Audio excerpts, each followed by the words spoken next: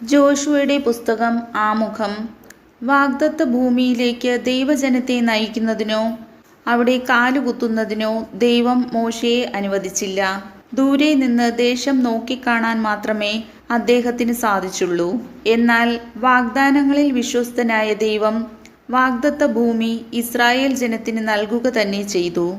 മോശയുടെ പിൻഗാമിയായി ദൈവം തിരഞ്ഞെടുത്തത് ജോഷുവയെയാണ്.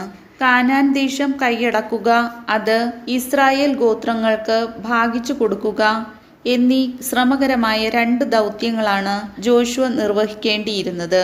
ഈ ദൗത്യ നിർവഹണത്തിന്റെ ചരിത്രമാണ് ജോഷുവയുടെ ഗ്രന്ഥത്തിൽ വിവരിച്ചിരിക്കുന്നത്. വാഗ്ദത്ത ഭൂമി കരസ്ഥമാക്കാൻ ഇസ്രായേൽ ജനത്തെ നയിച്ച ജോഷുവയുടെ പേരിലാണ് ഗ്രന്ഥം അറിയപ്പെടുന്നത്.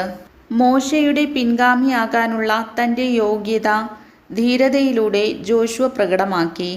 കാനാൻ ദേശം ഒറ്റുനോക്കാൻ മോശ അയച്ചവരിൽ ജോഷുവയും കാലബും മാത്രമേ അവസരത്തിനൊത്തുയർന്നുള്ളൂ. BC 13-ാം നൂറ്റാണ്ടിന്റെ 2ാം പകുതിയിൽ ഇസ്രായേൽ കാനാൻ ദേശത്ത് പ്രവേശിച്ചു എന്നാണ് പൊതുവെയുള്ള അഭിപ്രായം. BC 6-ാം നൂറ്റാണ്ടിൽ ബാബിലോൺ വിപ്രവാസ കാലത്താണ് പാരമ്പര്യങ്ങൾ ശേഖരിച്ച് ഗ്രന്ഥകാരൻ ജോഷുവയ്ക്ക് അന്തിമ രൂപം നൽകിയത്.